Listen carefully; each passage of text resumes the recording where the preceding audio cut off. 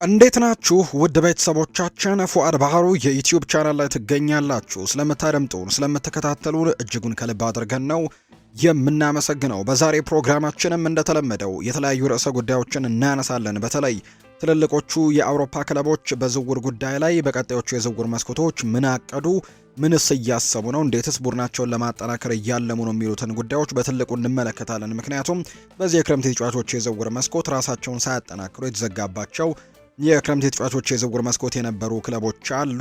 በቀጣይ የዝውውር መስኮትም ከወዲሁ ደግሞ እያቀዱ የሚገኙ በርከት ያሉ ክለቦች አሉና ካሁንም ንግግሮችን የጀመሩ በርከት ያሉ ክለቦች ናቸው እየሰማን የምንገኘው። እነዚህን የተመለከቱ በርከት ያሉ ጉዳዮችን እናነሳለን። ከማንቸስተር ዩናይትድ ጋር በተያያዘ የሚነሱ ጉዳዮች አሉ። አሰልጣኝ ሩበን አሞሪም ሌላ ልምድ ያለው ግብ ጠባቂን ማምጣት በትልቁ የሚፈልገው ነገር እንደሆነ እየተገለጸ ነው። በማያሻማ መልኩ በሚቀጥለው የጥር ተጫዋቾች የዝውውር መስኮት ከዛ በተጨማሪ በሚቀጥለው የክረምት ተጫዋቾች የዝውውር መስኮት ማንቸስተር ዩናይትድ በአማካይ ስፍራ ላይ ሌሎች ተጫዋቾችን ለማስፈረም በጣም በትልቁ የሚንቀሳቀስበት ይሆናል ተብሎ ደግሞ እንደሚጠበቅ ምንም ጥያቄ የለው። እነዚህን የተመለከቱ ጉዳዮችን ደግሞ በስፋት የምናነሳ ነው የሚሆነው። አርሰናል ቤትም እንዲሁም የሚነሱ በርከት ያሉ ጉዳዮች ያሉ እናነሳዋለን። ቸልሲ፣ ሊቨርፑል፣ ሪያል ማድሪድ፣ ባርሴሎና፣ ማንቸስተር ሲቲም ሌሎችንም እንመለከታለን። ብቻ እናንተ እስከ ፕሮግራማችን ፍጻሜ ድረስ አብራችሁኝ እንድትቆዩ ነው በአክብሮት የምጋብዘው። እስከ ፕሮግራማችን ፍጻሜ አብራችሁኝ ቆዩ።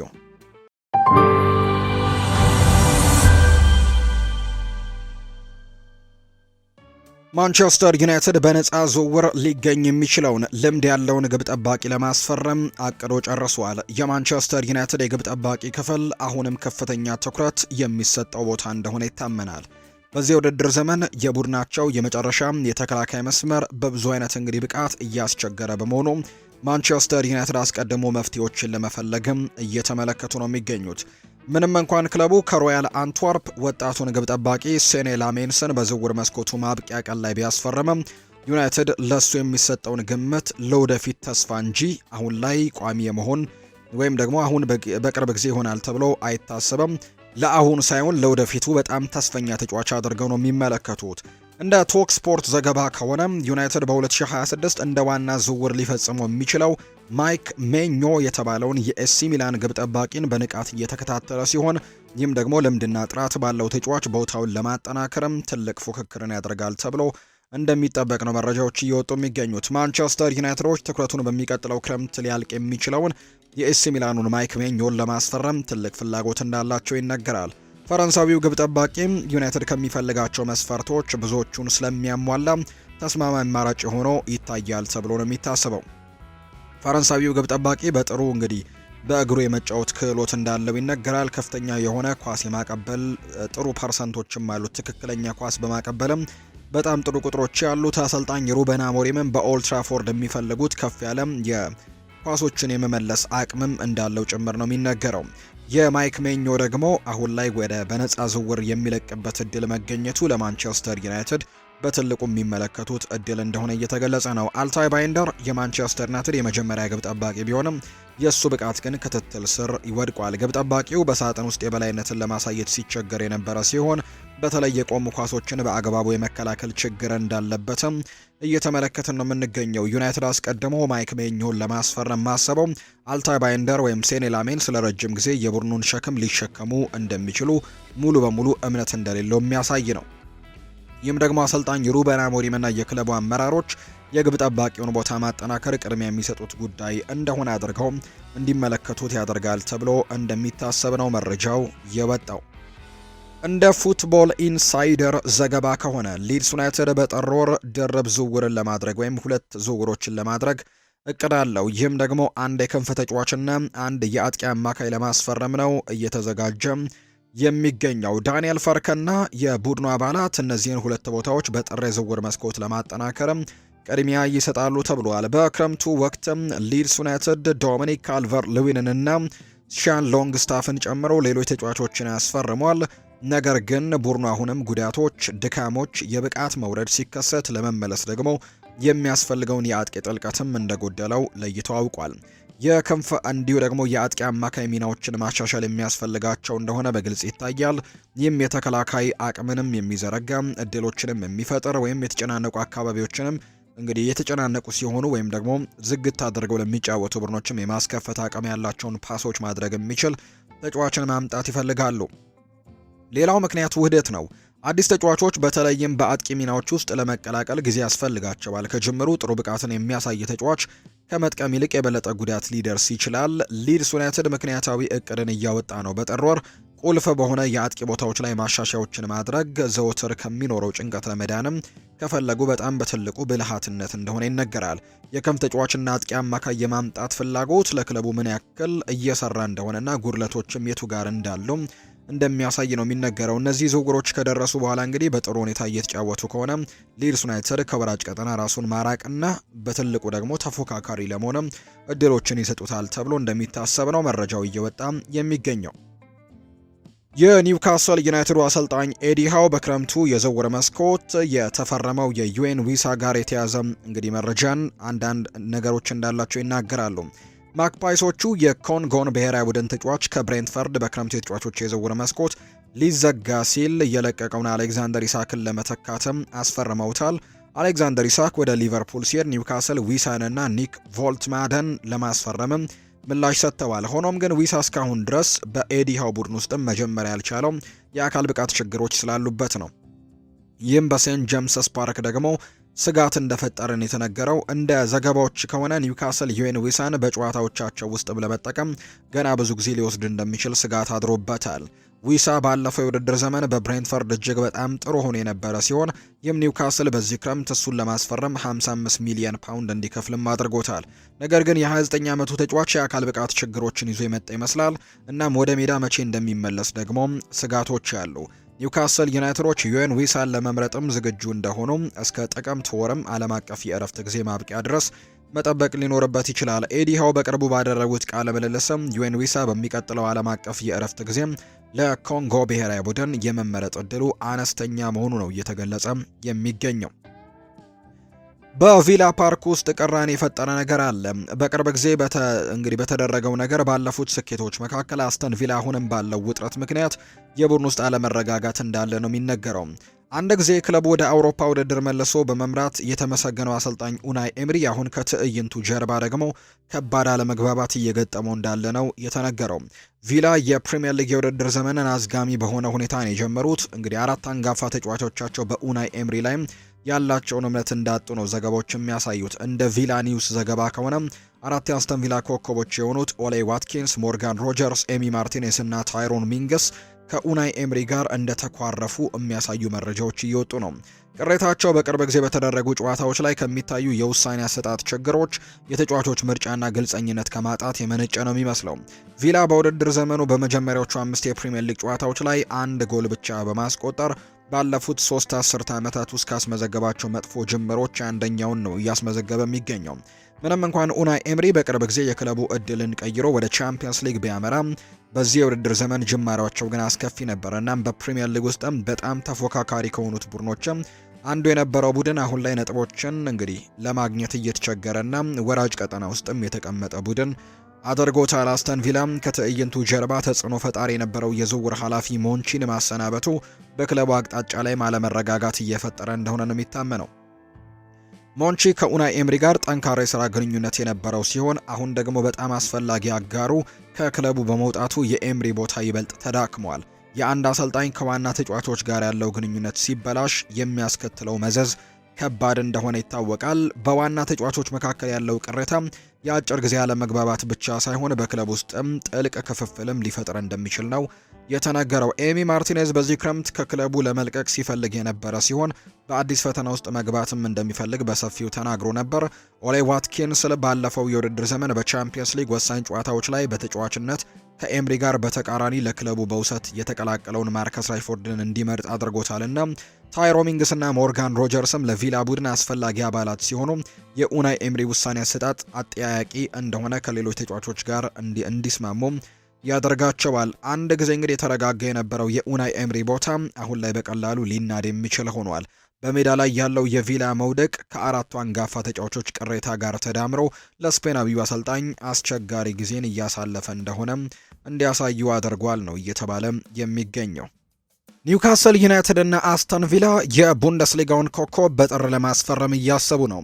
የክረምቱ የተጫዋቾች የዝውውር መስኮት ሲቃረብ ቦሩሲያ ዶርትመንድ በሁሊያን ብራንት ላይ እንግዲህ ትልቅ ውሳኔን ማድረግ ይጠበቅበታል ተብሏል። የጀርመን ብሔራዊ ቡድን ተጫዋች ውሉ የዚህ የውድድር ዘመን መጨረሻ ላይ የሚያልቅ ሲሆን ውል ለማራዘምም ግልጽ ስምምነት ስለሌለ የወደፊት እጣ ፈንታው በቡንደስሊጋው አጠራጣሪ እንደሆነ ነው እየተገለጸ የሚገኘው። ይህ ሁኔታ በተለይም በፕሪሚየር ሊግ ያሉ በርካታ የአውሮፓ ታላላቅ ክለቦችን ቀልብ እንደሳበ ነው የሚነገረው። ሁሊያን ብራንትም ተመጣጣኝ ዋጋ ያለው እና ደግሞ ልምድ ያለው ተጫዋች ተደርገውም ነው በርካቶች የሚወስዱት። አጥቂ አማካዩ በዚህ የውድድር ዘመን ለ5 ጊዜ ተሰልፎ በቡንደስሊጋው ግዙፍ ክለብም 1 ጎል ማስቆጠር የቻለ ተጫዋች እንደሆነ አስመልክቶናል። ኒውካስል ዩናይትድ እና አስተን ቪላ ደግሞ ይህንን ተጫዋች ሁኔታ በቅርበት እየተከታተሉት እንደሚገኙና ከነዚህ ክለቦች ውጪም ሌሎች በርከት ያሉ ክለቦችም የዚህን ተጫዋች ጉዳይ በቅርበት እየተከታተሉ እንዳለ እየተገለጸ ይገኛል። ሁለቱም ቡድኖች ለሁለተኛው የውድድር ዘመን አጋማሽ ቡድናቸውን ለማጠናከርም ከፍተኛ ፍላጎት ነው ያላቸው። እናም የብራንት ሊገኝ መቻሉ ደግሞ በዝቅተኛ ዋጋ መሆኑ ደግሞ ማራኪ አማራጭም ሊያደርገው እንደሚችል እየተገለጸ ነው። ዶርትሙንድ በክረምቱ በነፃ ሊያጣው ስለሚችል የጥር ተጫዋቾች የዝውውር መስኮት ለሁሉም ወገኖች የሚስማማ ሊሆን ይችላል ተብሎ ይታሰባል። ሌላው ደግሞ እየተረጋጋበት ያለው ሁኔታ ደግሞ ከውል ውጪ የሆነ ቅድመ ስምምነትም ሲሆን ይህም ሁሊያን ብራንት በውድድር ዘመኑ መጨረሻ በነፃ ዝውውር ወደ አዲስ ክለብ እንዲቀላቀልም ያስችለዋል። እንደ ኒውካስል እና አስተን ቪላ ላሉ ታላላቅ ምኞት ላላቸው ክለቦችም አገልግሎቱን ቀድሞ ማስጠበቅም በተወዳዳሪ ገበያ ውስጥም ብልህ የሆነ ንግድም ሊሆን እንደሚችል ይነገራል። ቶተንሃም የ29 ዓመቱን የፈጠራ አማካይ ለማስፈረም እያሰበ ነው። ጄምስ ማዲሰንን በጉዳት ከሜዳ ውጪ በሆነበት ጊዜ የቶማስ ፍራንክ ቡድን በመሃል ሜዳ ላይ የፈጠራ አማራጮቹ እጥረት እንዳይገጥሙትም በከፍተኛ ሁኔታ እየሰራ ነው። የሁሊያን ብራንት ሁለገብነት በመሃል ሜዳ ላይ በክንፍ እንዲሁ ደግሞ በአጥቂ ቦታዎች ላይም የመጫወት ችሎታው ስፐርስ ከሚፈልገው ጋርም ይጣጣማል ተብሎ ይታሰባል። በጥር በጀታቸው ጥልቅ በመሆኑ ምክንያት የውል ሁኔታው በጣም እውነተኛ ከሆኑ የዝውውር ኢላማዎች አንዱ ሊያደርገው ይችላል ተብሎ ይታሰባል። ለዶርትሙንድ ሁኔታው እንግዲህ በጣም አስቸጋሪ ሊሆን ይችላል። የስፖርት ዳይሬክተሩ ላርስ ሪከን የውል እድሳት አሁንም ሊኖር እንደሚችል ፍንጭ ሰጥተዋል። ነገር ግን ብዙ የሚወሰነው በሁሊያን ብራንት በመጪዎቹ ሳምንታት በሚያሳየው ብቃት ላይ ነው። ባለፈው የውድድር ዘመን ቋሚ መሰለፍ እድሉን ያጣና በዚህ የውድድር ዘመን ደግሞ ለመረጋጋት በመታገል ላይ በመሆኑ በክለቡ ያለው የረጅም ጊዜ ቦታው እርግጠኛ አይደለም። ዶርትሙንድ አሁን ላይ በጥር ተጫዋቾች የዝውውር መስኮት ገንዘብን ማግኘት ወይ ደግሞ በክረምቱ በነፃ ለመልቀቅም ከሁለቱ አንዱን አመዛዝኖ መወሰን ይኖርበታል ተብሎ ነው የሚታሰበው። ሪያል ማድሪድ ትሬንት አሌክዛንደር አርኖልድን በ2026 እንግዲህ እያቀደ እንዳለ ይነገራል። ወደ ፕሪሚየር ሊጉ ከማንቸስተር ሲቲ ጋር ሊመለስ ይችላል የሚለው ግምትም ፋብሪዚዮ ሮማኖ ጠንከር ያለ ምላሽ ሰጥቶበታል።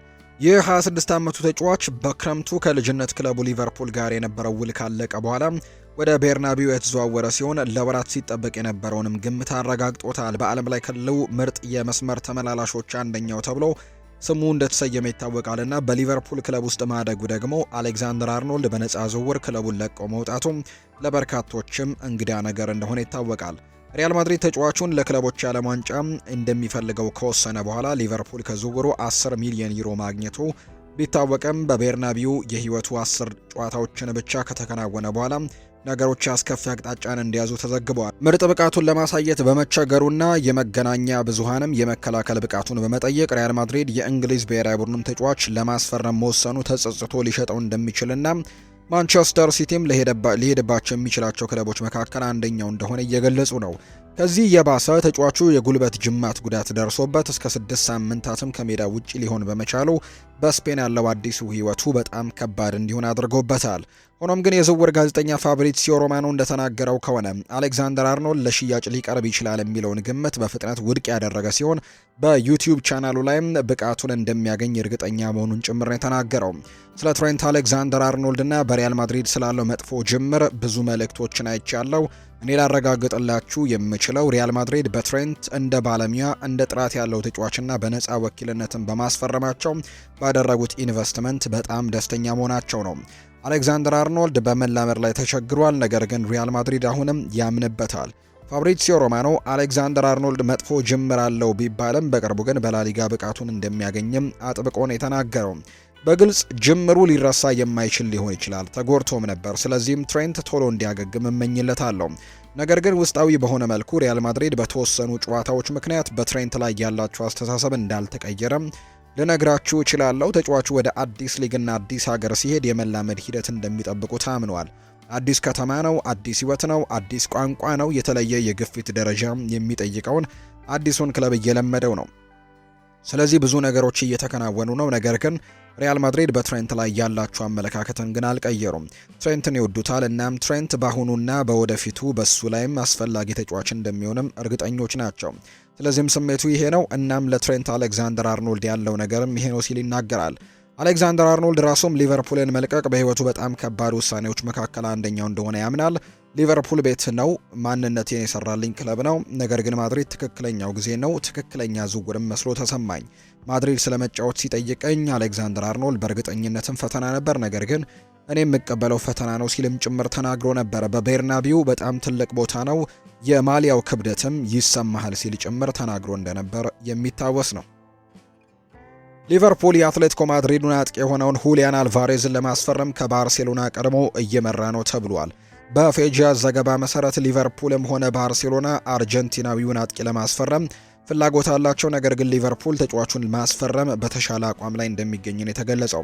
የ25 ዓመቱ ሁሊያን አልቫሬዝ ባለፈው የውድድር ዘመን በአትሌቲኮ ማድሪድ ባሳየው ብቃትም 29 ግቦችን በማስቆጠር ከፍተኛ ስኬትን አስመዝግቧል። የአትሌቲኮ አሰልጣኝ ዲየጎ ሲሞኔ ሁሊያን አልቫሬዝን ጎበዝ፣ ትሁት፣ ጠንክሮ የሚሰራ ግብ አስቆጣሪና በብቃት የተሞላ ድንቅ ተጫዋች ሲሉም አመስግነውታል። ጽሑፉ እንደሚገልጸው ሊቨርፑል ዳርዊን ኑኔስንና ሉዊስ ዲያዝን ተከትሎ አሌክዛንደር ኢሳክንና ማርክ ጉሂን ኤኪቲኬን በማስፈረም እንዲሁ ደግሞ በአጥቂ መስመሩ ላይ ከፍተኛ ኢንቨስትመንትም አድርጓል። ኤኪቲኬ 5 የሊግ ጨዋታዎች ላይም 3 ግቦችን አስቆጥሯል። አንድ ለግብ የሆነ ኳስም አመቻችቶ በማቀበል ተስፋ ሰጪ ብቃትን ቢያሳይም ክለቡ ግን አሁንም የአጥቂ መስመሩን ጥልቀት ማሳደግ ይፈልጋል። እንደ ዘገባዎች ከሆነ በጥርጣሬ ይመለከቱታል። ሁሊያን አልቫሬዝ የሚሰጣቸውን ከፍተኛ ወጪና ሊቨርፑል አሁን ያለውን የአጥቂ አማራጮችን ከግምት ውስጥ በማስገባት የላሊጋውን ኮከብ ተጫዋች ሊቨርፑል በሚቀጥለው ከክለቡ ጋር ለመቀላቀል የሚሄድበት መንገድ በርካቶችን ሊያስገርም ይችላል ሲልም ጭምር ነው ሐሳቡን ያጋራው።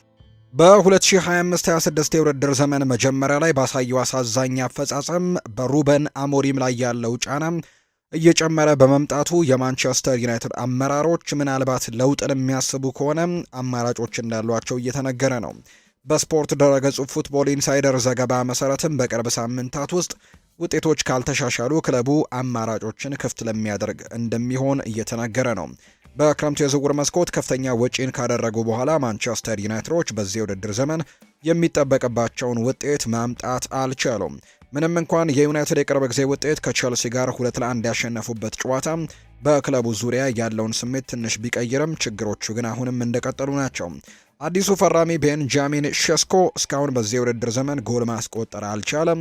ብሪያን ኤምቤሞና ማቲያስ ኩኛ ለቡድኑ ፈጠራ ቢጨምሩም ውጤታማነቱ ግን ምርጥ አልሆነም። በሪፖርቱ መሰረትም በማንቸስተር ዩናይትድ አመራሮች ዝርዝር ውስጥም ያሉት ስሞች ኦሊቨር ግላርሰን፣ አንዶኒ ኢራኦላና ማርኮ ሲልቫ እንደሆኑ እየተገለጸ ነው። በአሁኑ ጊዜ የክሪስታል ፓላሱ አሰልጣኝ የሆኑት ኦሊቨር ግላርሰን በዚያ የገነቡት ነገር ተመልካቾችን አስደምሟል። የቅርብ ጊዜ ስኬታቸውም የኤፍኤ ካፕን ዋንጫ ድል ሊቨርፑል ላይ እንዲሁ ማንቸስተር ሲቲ ላይ እንዲሁ ደግሞ በፕሪሚየር ሊግ ከመጀመሩ በፊትም ሊቨርፑልን በማሸነፍ የኮሚን ሺልድንም አሸንፈዋል። ከፍተኛ ምኞት ያለው ክለብን መስራት እንደሚችሉም ማሳይ ተባለ። የሱ ዘይቤ በጠንቃቃና ዘመናዊ ተደርጎ የሚታይ ሲሆን ይህም የአጥቂነት ፍላጎትን ከመከላከል ጥንካሬ ጋር ማመጣጠን የሚችል አሰልጣኝ ለሚያስፈልገው ዩናይትድ ማራኪ ሊሆን እንደሚችል ይነገራል። አንዶኒ ኢራኦላ በክለቡ በቆየበት ጊዜ ቦርንመስ ወደ አዲስ ከፍታ አድርሰውታል። ስፔናዊው አሰልጣኝ በክለቡ ያሉ ወጣት ተጫዋቾችን ደረጃ አሻሽለዋል። ይህም ዩናይትድ ለወደፊት ወጣት ተሰጦችን በመገንባትና ትኩረትም ስለሚያደርግ ሁልጊዜም የሚያስደንቃቸው ነገር ነው። ማርኮ ሲልቫን በተመለከተ አሰልጣኙ በፕሪሚየር ሊጉ ላይ ልምድ ያላቸው ሲሆን ፉልሃም በችግር ውስጥም በነበረበት ጊዜ ስራውን ተረክበውታል። ለክለቡ መረጋጋትን ያመጡ ሲሆንም በተደጋጋሚ ተወዳዳሪ እንዲሆኑ አድርጓቸዋል። ከብቃቱ ባሻገር ክለቡ ወጥ የሆነ አፈጻጸምን ማምጣት፣ የቡድኑን ሞራል ማሻሻልና ታክቲካዊ ግልጸኝነትን መስጠት የሚችል አሰልጣኝም ደግሞ የሚፈልግ ሲሆን እነዚህም ሩበን አሞሪም ለትችት የተጋለጡባቸው 3 ጉዳዮች ናቸው። ለአሁኑ ሩበን አሞሪም የክለቡ አሰልጣኝ ሆኖ እንደሚቀጥል ቢረጋገጥም ነገር ግን የፖርቱጋላዊው አሰልጣኝ እንግዲህ አሁንም ውጤቶች የሚጠፉበት ከሆነ ግን ለመሰናበት በድጋሚ ስሙ መነሳቱ አይቀሬ ነው። ማንቸስተር ዩናይትድ በዚያ ውድድር ዘመን ከ5 ጨዋታዎች በኋላ በፕሪሚየር ሊጉ 11ኛ ደረጃ ላይ የተቀመጠ ቡድን ነው። ዌስትሃም ዩናይትድም እንዲሁ ግራሃም ፖተርን የሚተካ አሰልጣኝ እየፈለጉ ነው። በ2025-26 የውድድር ዘመን አስከፊ ጅማሮን ከማድረጉ በኋላ በዌስትሃም ዩናይትድ ላይ በግራሃም ፖተር ላይ ያለው ጫና ከፍ እያለ መጥቷል። በመጀመሪያዎቹ 5 የፕሪሚየር ሊግ ጨዋታዎች አንድ ድል ብቻ በማግኘታቸውና ከደጋፊውም ከፍተኛ ቅሬታ እየጨመረ በመምጣቱ የክለቡ አመራሮች አማራጮችን እየፈለጉ እንደሆነ ተዘግቧል። እንደ ዘ ቴሌግራፍ ዘገባ ከሆነ እሱን ለመተካት ከሚጠበቁት እጩዎች መካከልም ፖርቱጋላዊው አሰልጣኝ ኑኖ ኤስፕሬንቶ ሳንቶ ይገኝበታል። ይህም ተተኪ ሊሆን ስለመቻሉ ውይይት ተደርጎበታል። በጥር 2025 እስከ 2027 ድረስም የረጅም ጊዜ ውል የተፈራረመው ፖተር ወጥ የሆነ አቋምን መገንባት ተቸግሯል። በመከላከሉ ላይ የሚታዩት ክፍተቶች ተደጋጋሚ የመነጋገሪያ ርዕሰ ነጥብ ሆነዋል። በተለይም ቡድኑ ከቆሙ ኳሶችና ከማዕዘን ምቶች በተደጋጋሚ ጊዜ እየገባበት ሲሆን ይህም በቀላል ጨዋታዎች ላይ ጉዳትም አድርሰውበታል። በተለይም በሜዳቸውና በደጋፊያቸውም ቅሬታ በከፍተኛ ደረጃ እየጨመረ ሲሆን በጨዋታዎች ወቅትም የተቃውሞ ድምፅም ይበልጥ ጎልተው እየታዩ ነው። ኑኖ ኤስፕሬንቶ ሳንቶ ግራሃም ፖተርን ለመተካት በብዛት ስሙ የሚነሳ አሰልጣኝ ነው። በቅርቡ ከኖቲንግሃም ፎረስት የተሰናበተው የቀድሞው የወልቭስ አሰልጣኝ በለንደን ስቴዲየምም ነገሮችን ማረጋጋት የሚችል ሰው ተደርጎም ይታያል።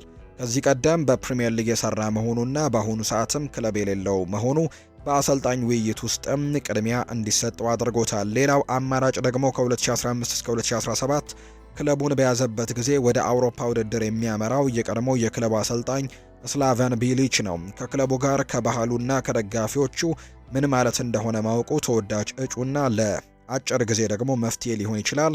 በግምት ውስጥም ከገቡት ሌሎች ስሞች መካከልም ጋሪ ኦኔልም ይገኝበታል። ምንም እንኳን በዚህ ደረጃ ብዙ ልምድ ባይኖረውም አሰልጣኝ ስለሌለው አነስተኛ ወጪና ጥቂት ችግሮችም ሊያስከትል ስለሚችል ይመረጣል።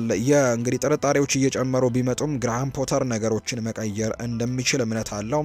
ጫናውንና ትችቱንም አምኖ ቢቀበልም እሱና ሰራተኞቹ ውጤታቸውንና ብቃቶችን ማሻሻል እንደሚችሉ አጥብቆ ይናገራል። የክለቡ ቦርድ ስጋት ቢኖርበትም የመጨረሻ ውሳኔን ያልወሰኑ ይመስላሉ። በመጪዎቹ ጨዋታዎች ወይም ደግሞ በታክቲካዊ ማስተካከያዎችም የተሻለ ውጤት ይመጣ እንደሆነ ለማየትም የተወሰነ ጊዜ ሊሰጡም ይችላሉ። መጪዎቹ ጥቂት ሳምንታት ለግራሃም ፖተር የወደፊት እጣ ፈንታ ብቻ ሳይሆን ለክለቡ ከደጋፊዎች ጋርም ላለው እምነትና በፕሪሚየር ሊግ ላለው ደረጃ ወሳኝ ይሆናሉ ተብሎ ነው የሚጠበቀው።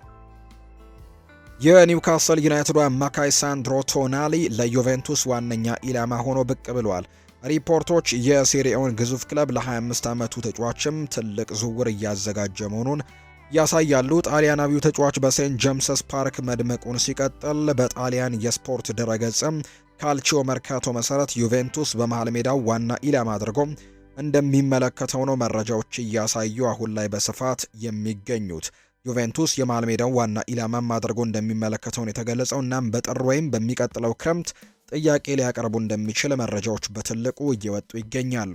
ከክለቡ ጋር ከተቀላቀለበት ጊዜ ጀምሮ ሳንድሮ ቶናሊ የአሰልጣኝ ኤዲሃው እጅግ አስተማማኝ ተጫዋች አንዱ ሆኖ ታይቷል። በዚህ የውድድር ዘመን እስካሁን ባሉት 6 የኒውካስል ጨዋታዎችን በፕሪሚየር ሊጉ በ5ቱና በቻምፒየንስ ሊጉ ደግሞ በአንዱ ጨዋታ ላይ ተሰልፈዋል። በአሰልጣኝ ኢጎር ቱዶር የሚመራው ዩቬንቱስ የመሃል ሜዳ አማራጮቹን ለማጠናከር ፍላጎት እንዳለው ተዘግቧል። እናም ሳንድሮ ቶናሊ ለዚህ ተስማሚ ተጫዋችም አድርጎ ይመለከተዋል። ከሁሉም በላይ ፍላጎቱ ቶናሊ ወደ ጣሊያን መመለስ ባለው የማያወላውል ፍላጎት የሚመራ ሲሆን ይህም የኒውካስል ዩናይትድን ለመደራደር ፍቃደኛ ላይም ተጽዕኖ ሊያሳድር የሚችል ነው። ኒውካስል አሌክዛንደር ኢሳክን በቀድሞው የዝውውር መስኮት ካጡት በኋላ በሚቀጥለው ዓመትም ሌላ ቁልፍ ተጫዋች የማጣት አደጋ ላይም ሲሆኑ ይህም ደግሞ ለኤዲ ሃውና ለቡድኑ የወደፊት ምኞትም ትልቅ ጉዳት ይሆናል ተብሎ እንደሚጠበቅ ነው መረጃዎች እያሳዩ የሚገኙት አሁን ላይ። ውድና የተከበራችሁ ቤተሰቦቻችን ለዛሬ ያዝንላችሁ አዳዲስ ጉዳዮቻችን እነዚህን ነው የሚመስሉት። ስለተከታተላችሁን፣ ስላደመጣችሁን፣ ቆይታችሁን ከኛ ጋር ስላደረጋችሁ እጅግ ከልብ አድርገን እናመሰግናለን። ፉአድ ባህሩ ፕሮግራሙን እየመራው ከናንተ ጋር ቆይታን አድርጌያለሁ። ስላደመጣችሁኝ፣ ስለተከታተላችሁኝ፣ ቆይታችሁ ከኛ ጋር ስለነበር ከልብ አድርገን ነው የምናመሰግነው። ይህንን ቻናል ሰብስክራይብ ያላደረጋችሁ ቤተሰቦቻችን ቻናላችንን ሰብስክራይብ እንድታደርጉ በአክብሮት እንጋብዛለን። በቀጣይ ፕሮግራሞቻችን ሌሎች ርዕሰ ጉዳዮችን ይዘን ዳግም ተመልሰን የምንገናኝ ነው የሚሆነው። በቀጣይ ፕሮግራሞቻችን መልሰን እንገናኛለን። መልካም ጊዜ፣ መልካም ደግሞ ቀን እንዲሆንላችሁም በአክብሮት ተመኘው።